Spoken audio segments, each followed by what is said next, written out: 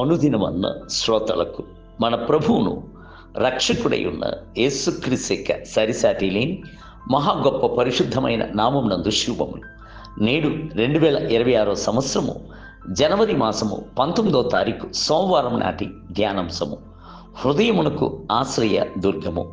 73 కీర్తన 26 వచనమందు దేవుడు నిత్యము నా హృదయమునకు ఆశ్రయ దుర్గమును నా స్వాస్యమునై ఉన్నాడు.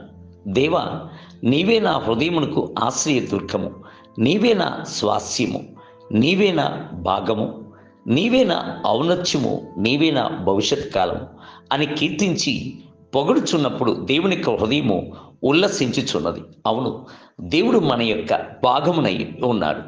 ఒకసారి ఒక రాజు తన యొక్క జన్మదినమును కొనియాడుచున్నప్పుడు తన యొక్క యుద్ధ యోధులందరినీ పిలిపించి, మీరు నా యొక్క అంతఃపురములోనికి వెళ్ళి మీకు ఏమేమి కావాలనో వాటినన్నిటినీ తీసుకొని వచ్చును అని అనుమతిని జారీ చేశాను.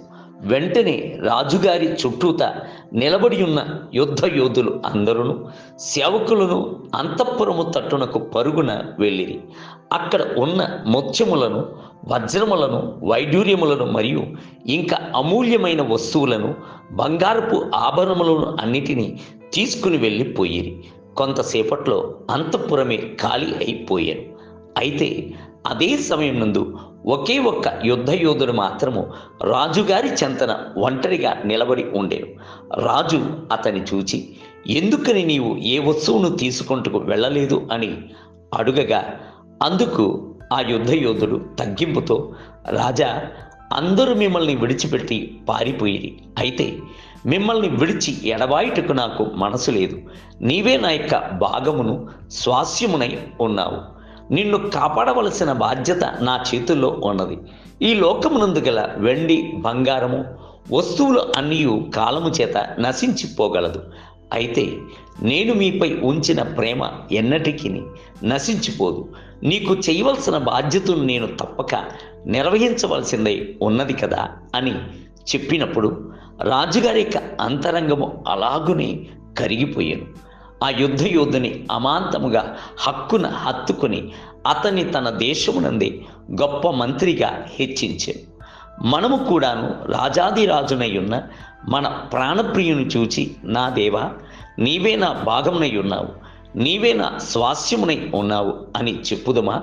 దావీదు తన సంతోషమునంతటిని ప్రభుపై మోపి, యెహోవా, నీవే నా భాగము, నేను నీ వాక్యమును అనుసరించి నడుచుకుందును అని చెప్పాను. 119వ కీర్తన 57వ వచనం. బైబిల్ గ్రంథమునందు గల పరిశుద్ధులు అందరూ ప్రభుపై ప్రేమను ఉంచి ఆయన్నే తమ యొక్క భాగముగాను, తమ యొక్క ఔన్నత్యముగాను, తమ యొక్క స్వాస్యముగాను ఎంచుకునేది. ప్రభు వారి యొక్క భాగముగా ఉండుటియే వారి యొక్క సంతోషమునకు గల రహస్యమై ఉండెను. యాకోబునకు స్వాస్యమగువాడు అని ఇర్మియా ఆయనకు ఒక కొత్త నామమును పెట్టుచున్నాడు. ఆయన వ్రాయిచున్నాడు, యాకోబునకు స్వాస్యమగువాడు, ఆయన సమస్తమును నిర్మించువాడు, ఇజ్రాయేలు ఆయనకు స్వాస్యముగానున్న గోత్రము, సైన్యములకు అధిపతియగు యెహోవా అని ఆయనకు పేరు. ఇర్మియా గ్రంథము 10వ అధ్యాయము 16వ వచనం. దేవుని బిడ్డలారా, దేవుని మీ యొక్క భాగముగా పొందుకొని ఉన్నట్లయితే మీరు ధన్యులు. మరియ తన యొద్ద నుండి తీసివేయబడని ఉత్తమమైన భాగమును ఏర్పరచుకొనినట్లుగా క్రీస్తును మీ యొక్క భాగముగా ఏర్పరచుకొందురుగాక. నేటి ధ్యానమునకై, యెహోవా నా భాగమని నా ప్రాణము అనుకొనుచున్నది, ఆయన యందు నేను నమ్మికయుంచుకొనుచు ఉన్నాను. విలాప వాక్యములు 3వ అధ్యాయము 24వ వచనం. నేటి వేద పఠనము ఉదయము ఆదికాండము 46, 47 మరియు 48 అధ్యాయములు. సాయంత్రం మత్తయి సువార్త 13వ అధ్యాయం 1 మొదలుకొని 30 వచనములు. ప్రభు మిమ్మలను దీవించునుగాక. ఆమేన్.